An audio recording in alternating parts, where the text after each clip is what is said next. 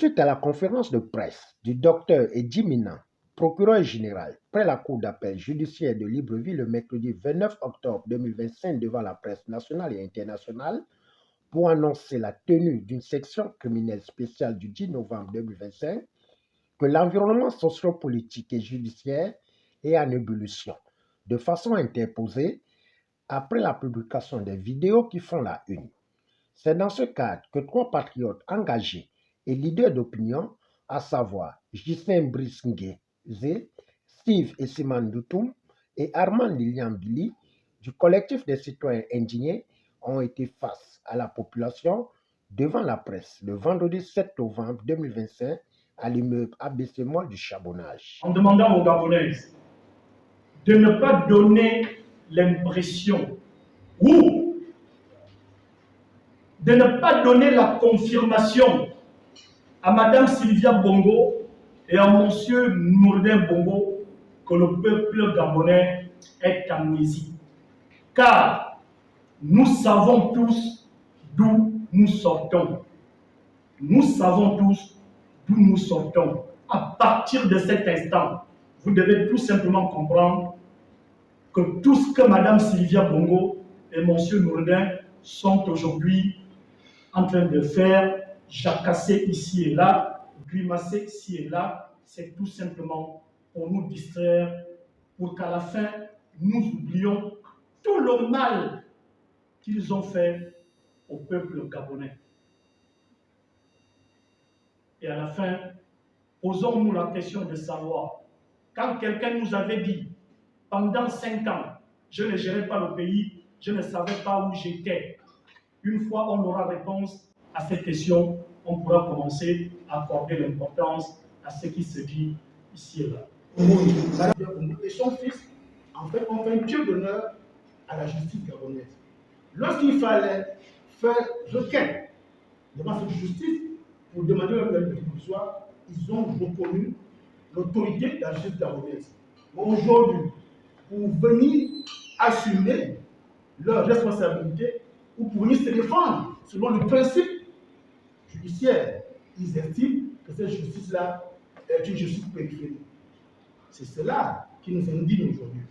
Et nous disons que l'Union africaine n'a pas forcément mal fait de faire jouer ce tissu relationnel, ce tissu diplomatique.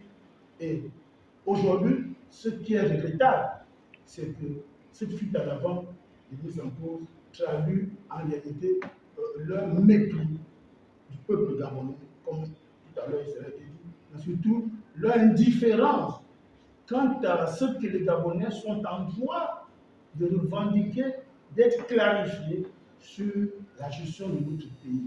Donc ça, c'est pour ce qui est du premier volet. Dans le second volet, les accusations de Nourdin Bongo sur le palais présidentiel. M. Nguézé a utilisé une très belle formule en parlant de fantasme. Moi, je pense que ces accusations relèvent de son fantasme.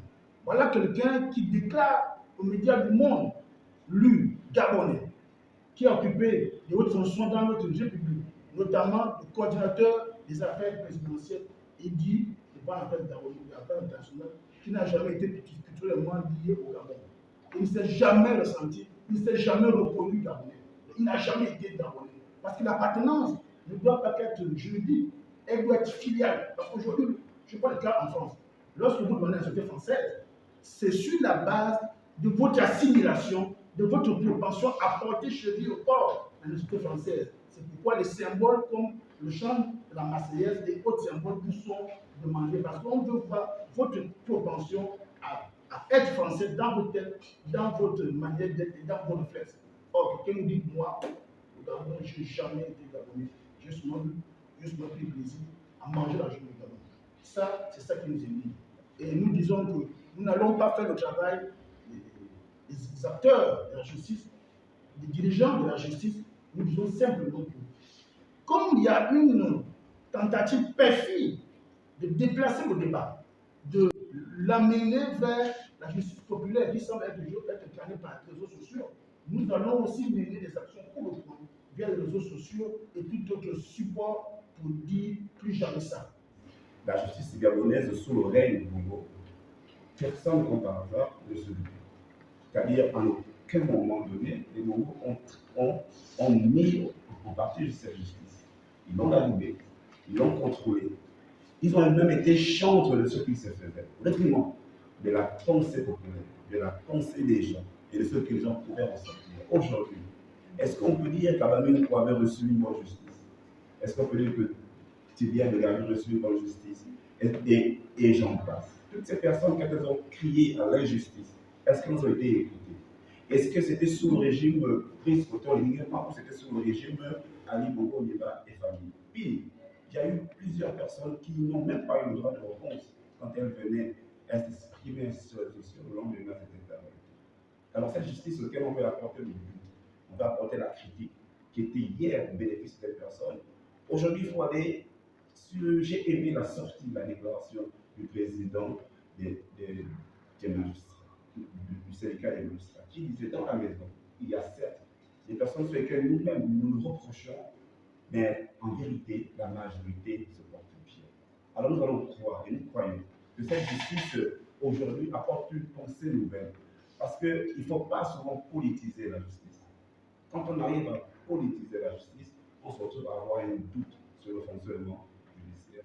Mais ces vidéos ne peuvent pas souffrir, ne peuvent pas apporter un doute quand il s'agit de notre justice. Mais par contre, elle peut apporter un doute sur les personnes qui peuvent incarner cette justice. Il est bon de noter que malgré les multiples publications des vidéos qui font polémique de Sylvia Bongo et Noureddine Bongo, la justice gabonaise ne freinera pas le 10 novembre selon le collectif des indignés qui invite les citoyens à challenger les perfides trompeurs qui aujourd'hui réclament justice après la nouvelle direction du vent imposée par le nouveau régime piloté par Brice Oligui Nguema, président de la République et chef du gouvernement.